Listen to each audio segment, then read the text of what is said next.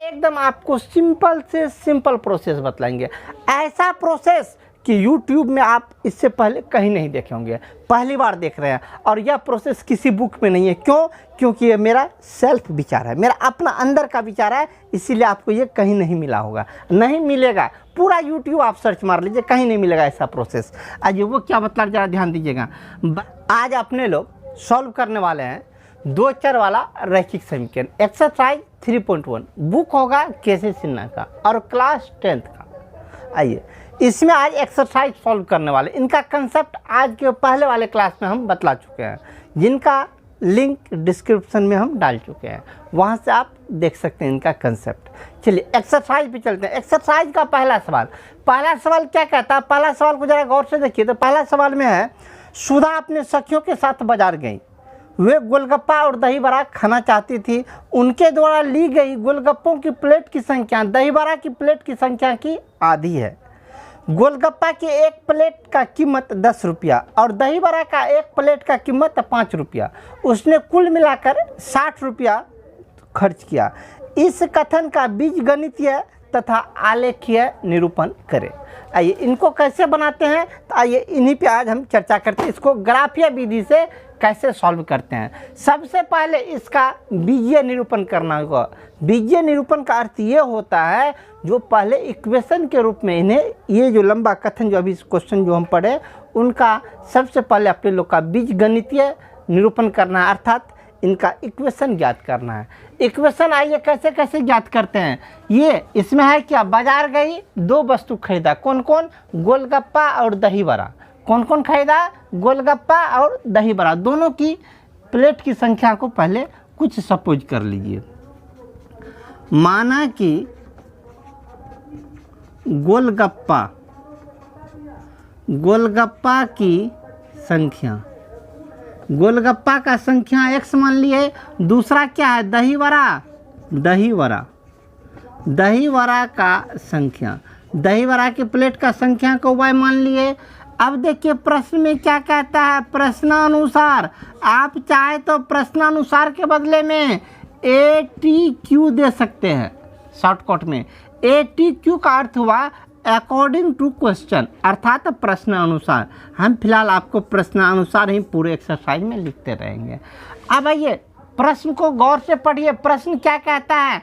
कहता है गोलगप्पों की प्लेट की संख्या दही बड़ा का आधा है। कौन किसका आधा है? प्रश्नानुसार गोलगप्पा जो है, गोलगप्पा की प्लेट की संख्या कितना है? ये दही बड़ा का आधा है। दही बड़ा इसका आधा है, का आधा मतलब 1/2। यही ना कहा, गोलगप्पों की प्लेट की संख्या दही बड़ा का आधा है। गोलगप्पा का प्लेट हम कितना माने हैं? x बराबर दही बड़ा का आधा, दही बड़ा की संख्या y का आधा मतलब 2 का मतलब गुना। ठीक ना। अब आइए ये कितना हो गया? x बराबर y/2, इक्वेशन फर्स्ट। पुनः आप फिर प्रश्न में कहिए क्या कहता है। प्रश्न को आगे रीड कीजिए तो आपको आगे है क्या, गोलगप्पा की प्लेट का कीमत 10 रुपया है। एक गोलगप्पा का प्लेट लेंगे तो उसका कीमत 10 रुपया पड़ता है और दही बड़ा का कीमत 5 रुपया पड़ता है। उसने कुल मिला के 60 रुपया खर्च किया है। तो आइए, एक प्लेट दही बड़ा खाएंगे, एक प्लेट गोलगप्पा खाएंगे तो 10 रुपया देंगे, 2 प्लेट खाएंगे तो 20 रुपया देंगे, 3 प्लेट खाएंगे तो कितना, 30 रुपया देंगे। निकालते कैसे हैं? प्लेट की संख्या को कीमत से गुना कर देते हैं। हम कितना गोलगप्पा खाए हैं? x प्लेट, तो कीमत कितना पड़ेगा? x गुना 10 अर्थात 10x। और दही बड़ा क्या प्लेट खाए हैं? y plate. दही बड़ा का कीमत 5 रुपया अर्थात 5y। ये दोनों, ये हो गया गोलगप्पा का कीमत, ये हो गया दही बड़ा का कीमत, दोनों मिला के 60 रुपया खर्च किए हैं। ठीक ना। इसको इक्वेशन 2 हम सपोज कर सकते हैं, परंतु इसमें एक छोटा सा काम कर लीजिए, ग्राफ पे बैठाने में आसान होगा। क्या? यदि किसी संख्या से सब में भागा लग रहा है तो भागा लगा लीजिए, किसी से लग रहा है तो बिल्कुल लग रहा है, कितना से? तो 5 से लगाइए। 5 से भागा 2x plus y is equal to 5 से भागा 12। ये हो गया इक्वेशन 2। हमें क्वेश्चन में सबसे पहले कहा था बीजीय निरूपण करें, तो यही इसका बीजीय निरूपण हुआ, अर्थात इक्वेशन 1 और इक्वेशन 2 दोनों को ज्ञात करना था, बीजीय निरूपण संपन्न। अब आगे कह रहा है इसका ग्राफीय निरूपण भी करें। ग्राफीय निरूपण कैसे करते हैं इनको जरा गौर से देखिए।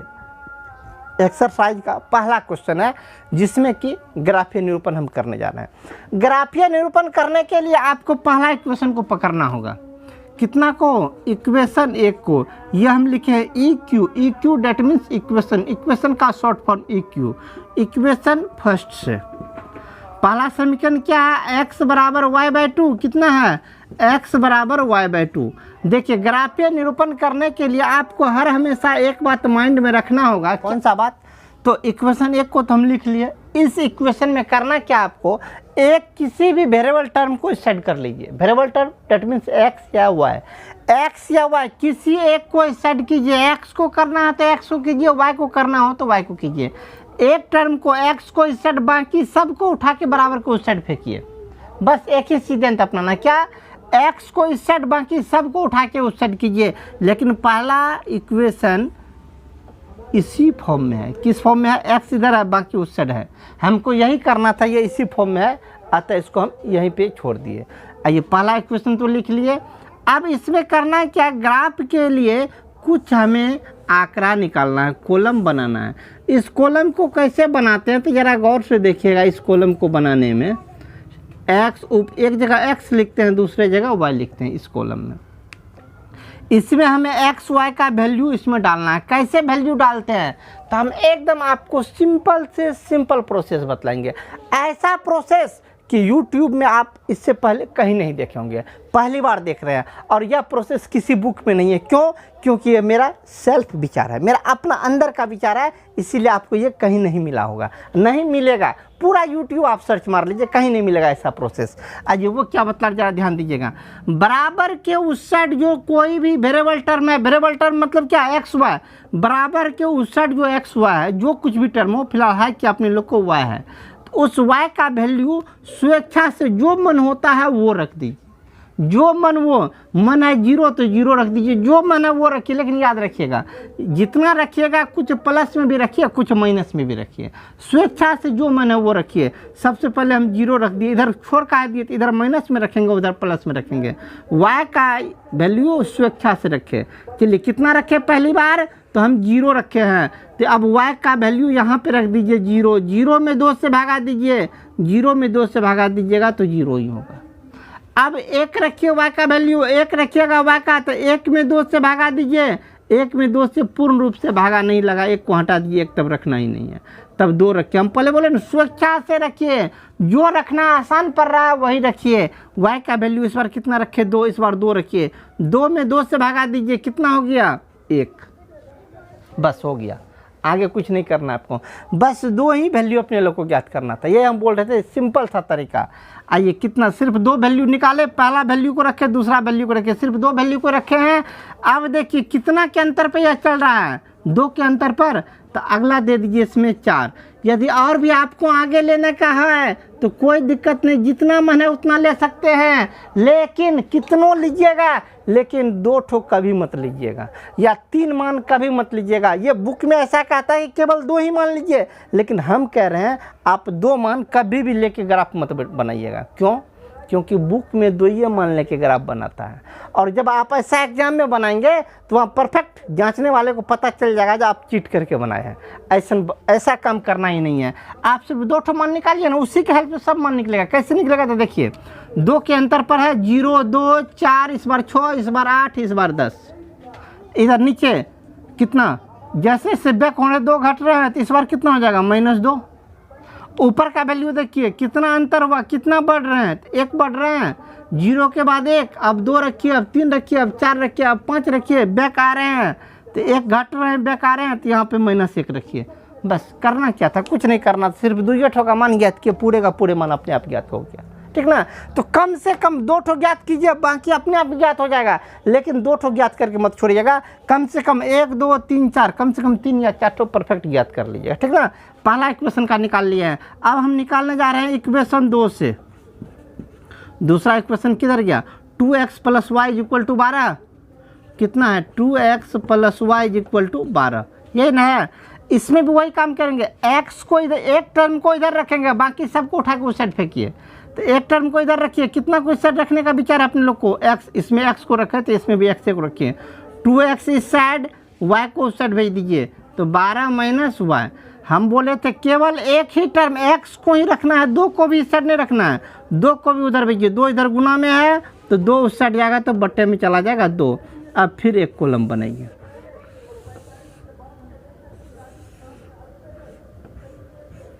एकदम कॉलम जितना मन है उतना आंकड़ा ले लीजिए, एक्स वाई जितना मन है उतना ले लीजिए, कुछ माइनस में भी कुछ प्लस में भी। पहले हम यहाँ पे 0 ले लिए, ठीक ना, 0 लिए, किसका, स्वेच्छा से उसी का मान बैठाएंगे जो बराबर के उस साइड है, बराबर के उस साइड y वाला टर्म है तो y का मान स्वेच्छा से रखिए।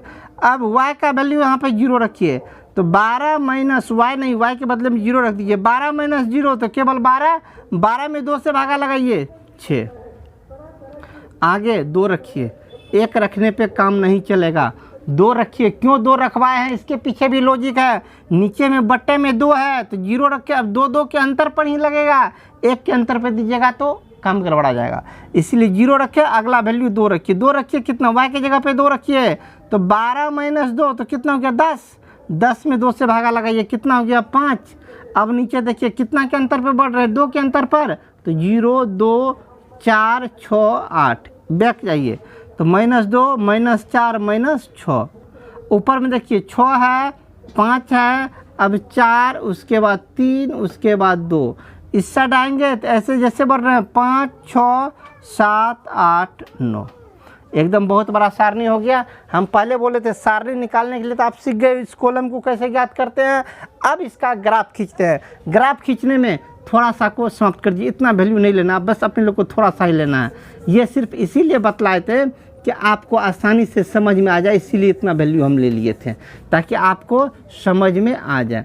अब देखिए इसका ग्राफ कैसे खींचेंगे। इसका ग्राफ खींचने के लिए इसका आपको 2 अक्ष लेना होगा, पहला x अक्ष, दूसरा y अक्ष। ये x अक्ष हो गया, ये y अक्ष हो गया, ठीक ना। इसके लिए ग्राफ कॉपी में आप खींच लीजिएगा, ठीक ना। ये बीच में होता है 0, इसके बाद 1 2 3 4 5, 1 2 3 4 5, 1 2 3 4 5, 1 2 3 4 5। एक बात याद रखिएगा, बराबर बराबर डिस्टेंस पर लीजिएगा। यदि आप प्लेन कॉपी में बना रहे हैं तो बराबर बराबर डिस्टेंस पर लीजिएगा, ग्राफ में ले रहे हैं तो ये तो बराबर डिस्टेंस पर लाइन खींचा हुआ ही रहता है।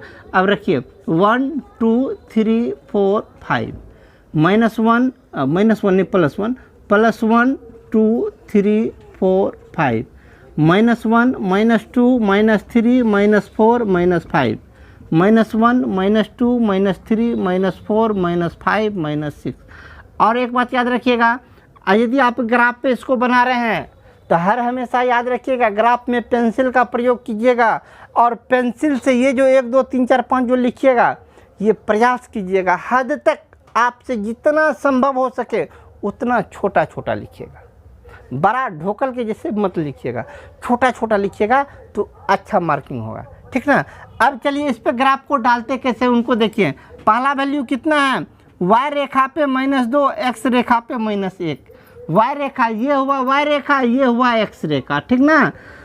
x पे -1, x रेखा पे -1, x रेखा पे -1, y रेखा पे कितना -2, y वाला रेखा पे -2, -2 के सीध में आइए, -1 के सीध में आइए, जहाँ पे कटाइए बिंदु हुआ। दूसरा 0 का 0, 0 का 0 यही बिंदु होता है।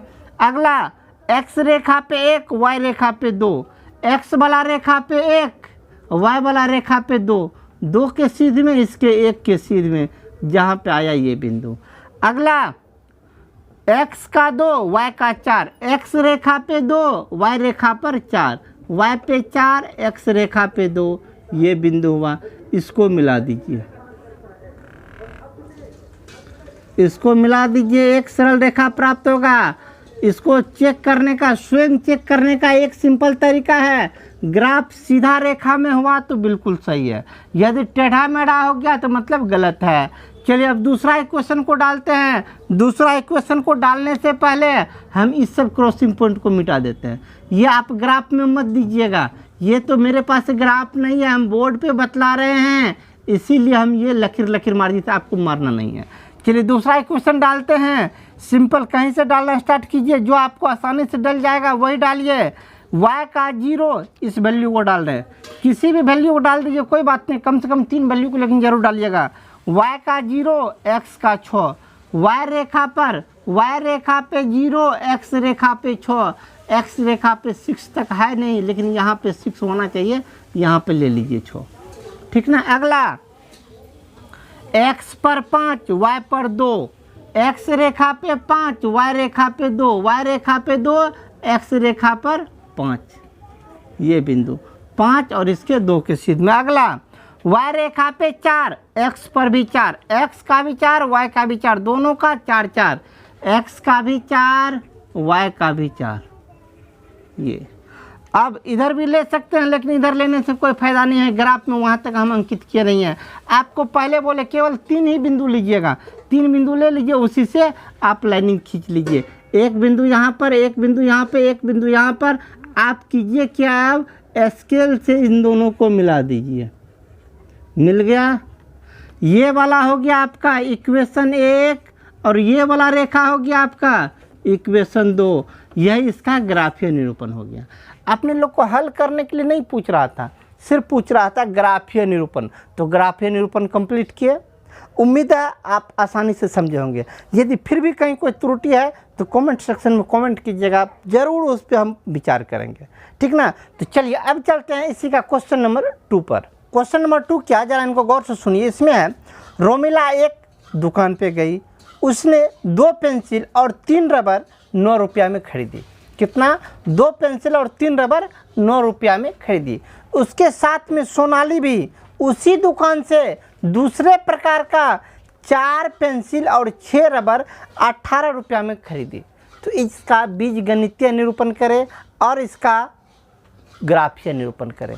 आइए इनको कैसे निरूपण करते हैं, इनको ज़रा गौर से समझिए। इसमें है क्या, 2 वस्तु खरीदा गया, कौन कौन, पेंसिल और रबर। दोनों की संख्या को पहले दोनों का कीमत को पहले सपोज कर लीजिए। माना कि पहले क्या, पेंसिल का कीमत, पेंसिल के कीमत को x माने, दूसरा है रबर का कीमत, रबर के कीमत को y मानते हैं। तो रोमिला ने क्या सब खरीदी, प्रश्नानुसार रोमिला क्या सब खरीदी है, 2 पेंसिल खरीदी है। तो पेंसिल का कीमत है x, तो 2 पेंसिल का कीमत 2x। और उन्होंने 3 रबर खरीदा, 3 रबर का कीमत 3y। कितना रुपया में, तो 9 रुपया में। तो 2x + 3y = 9। ठीक है, ये हो गया आपका इक्वेशन फर्स्ट। पुनः इसके साथ में सोनाली ने क्या सब खरीदी, सोनाली खरीदी है 4 पेंसिल। 4 पेंसिल का मूल्य कितना, पेंसिल का मूल्य x, तो 4 पेंसिल का 4x प्लस इसने रबर भी खरीदी है, 6 रबर खरीदी है। तो 6 रबर का मूल्य 6y, कितना रुपया में, तो 18 रुपया में। तो दोनों का कीमत जोड़ दिया तो 18। इक्वेशन 2, इक्वेशन 1 और इक्वेशन 2 हो गया। अब इसका कॉलम खींचना है, फिर इसे ग्राफ पे डालना है। इसका कॉलम खींचिए। कॉलम कैसे खींचते हैं, तो पहले लिखते हैं इक्वेशन 1 से। पहला इक्वेशन क्या है, 2x + 3y = 9। इसमें से किसी एक वेरिएबल टर्म को x और y को एक साइड करना है, बाकी सबको उधर धकेल दीजिए। तो आप इससे केवल 2x का वैल्यू निकालिए। 2x बराबर कितना, 9। 3y प्लस में है, उस साइड गया तो माइनस में 3y। इस बार x = 9 - 3y/2। कॉलम बना लीजिए। कॉलम बनाइए। कैसे कैसे कॉलम बनाते हैं, तो इससे पहले कॉलम बनाने के लिए पहले वाले क्वेश्चन में अच्छा से डिटेल से बतलाए हैं, ठीक ना। उसको अच्छा से देख लीजिए, वहाँ समझ गए होंगे तो यहाँ भी समझिएगा। बराबर के उस साइड जो वेरिएबल टर्म y है, y का वैल्यू स्वेच्छा से रख लीजिए। y का वैल्यू कुछ भी स्वेच्छा से रखिए, लेकिन वो ऐसा रखिएगा जो कि कट उठ के कोई संख्या आ जाए, पॉइंट में ना आए, ठीक ना। तो पहले हम 0 रखने का प्रयत्न कर रहे हैं। y का वैल्यू 0 रखिए। तो y का वैल्यू 0, तो 3 गुना 0 0, तो 9 माइनस से 0 घटा लीजिए तो 9 बचेगा। 9 में 2 से भागा दीजिए, भागा लगा नहीं, काम बना नहीं, तो 0 मत रखिए, तब 1 रखिए। 1 रखिए तो कितना होता है 3 गुना 1, y की जगह पे 1 रखना, y का वैल्यू हम 1 लिए हैं तो y का 1, तो 3 गुना 1 3, 9 में से 3 घटा लीजिए, कितना बचेगा 6, 6 में 2 से भागा दे दीजिए 3। कितना रखे 1 रखे, तो 1 के बाद अगला आप 3 रखिए, 3 रखिए, कितना होता है 3 रखिएगा, किसका y का वैल्यू 3 रखिए, तो 3 गुना 3, 3 तिया 9, 9 में से 9 गया 0, 0 में 2 से भागा दीजिए तो 0। 1 रखे 3 रखे, कितना का अंतर लिए हैं 2 का अंतर, तो फिर 2 का अंतर लीजिए 5। इधर आइए, कितना बैक हो रहे हैं 2 2 बैक हो रहे हैं, 2 बैक हो रहे हैं, यहाँ से भी 2 बैक होइए तो -1, 3 3 के बाद 0, कितना घटे हैं 3 घटे हैं, तो फिर 3 घट जाइए -3। इधर आ रहे हैं तो 3 प्लस हो रहे हैं, तो यहाँ आएंगे तो फिर 3 प्लस 3 3 6। पहला का कॉलम कंप्लीट। अब चलते हैं दूसर का कॉलम पे, अर्थात इक्वेशन 2 पर। इक्वेशन 2 क्या है, ये है इक्वेशन 2। इनको लिखिए, कितना 4x + 6y = 18। इसमें एक बात और बोले थे, बात याद कर लीजिए। इक्वेशन बनाने में आपको आसान होगा, यदि किसी समीकरण में किसी चीज़ से भागा लग रहा है तो उसे भागा लगा ही दीजिए। सब में देख लीजिए 2 से भागा लग रहा है तो 2 से लगा के इसे शॉर्ट कर लीजिए। यहाँ तो स्पेस नहीं है, लेकिन अब यहाँ हम कर लेंगे, दोनों को शॉर्ट कीजिए। शॉर्ट कीजिएगा तो कितना होगा, 2 से सब में भागा लगा दीजिए तो क्या हो जाएगा 2x प्लस 2 से भागा लगा दीजिए 3y = 2 से भागा लगा दीजिए 9। अब एक वेरिएबल टर्म को इधर रखना, बाकी को उठा के उस साइड भेज दीजिए, एक को इस साइड रख लीजिए तो 2x = कितना 9, तो 9, 3y उस साइड तो -3y। इसीलिए x = 9 - 3y/2। अब इसका कॉलम बनाइए। कॉलम बनाना बहुत आसान, बहुत आसान, जितना सोच रहे हैं उससे कहीं ज़्यादा आसान। क्यों ज़्यादा आसान, क्योंकि देख लीजिए ये और ये वाला टर्म, ये वाला टर्म दोनों इक्वल है, जैसा यहाँ है वैसा यहाँ पर है, तो कॉलम भी सेम टू सेम ही रहेगा। उतार लीजिए, कितना 6 3 0 -3, नीचे -1 1 3 5, दोनों तो एक ही हुआ, एक ही हुआ तो ग्राफ पर भी एक ही अंकित होगा। चलिए ग्राफ पे डालिए, कैसे कैसे डालिएगा, y का वैल्यू -1 तो x का वैल्यू 6, y रेखा पे -1 तो x पे कितना 6, y पे -1 तो x रेखा पर 6, मतलब ये बिंदु हुआ। अगला y पर 1 तो x पर 3, y पर 1, y रेखा पर 1 तो x रेखा पर 3, ये बिंदु हुआ। अगला y पे 3 तो x पर 0, मतलब कुछ नहीं, x पे केवल 3, x रेखा पर केवल 3। अगला y पे 5 तो x पे -3, y रेखा पे 5 लीजिए तो x रेखा पे -3, y रेखा पे लीजिए 5 तो x रेखा पर -3, यहाँ पे -3 है तो -3 के सीधे बढ़ जाइए। चलिए सबको मिला लीजिए, ये कौन समीकरण हुआ, ये हो गया आपका इक्वेशन फर्स्ट, ठीक ना। अब चलिए दूसरा इक्वेशन को डालेंगे, दोनों कॉलम सेम है तो ग्राफ भी उसका भी सेम, इसी ग्राफ पे दूसरा भी होगा, जिस पे पहला गया इसी पर दूसरा। इक्वेशन 1 का भी ग्राफ यही और इक्वेशन 2 का भी ग्राफ यही। इसका ग्राफीय निरूपण कर रहा था तो ग्राफीय निरूपण हो गया कंप्लीट, ठीक ना। तो चलिए अब चलते हैं इसी का क्वेश्चन नंबर 3 पर, लेकिन आज नहीं। आज की क्लास में इतना ही, हम मिलेंगे आपको अगले क्लास में क्वेश्चन नंबर 3 या उससे आगे को लेकर। तब तक के लिए जय हिंद।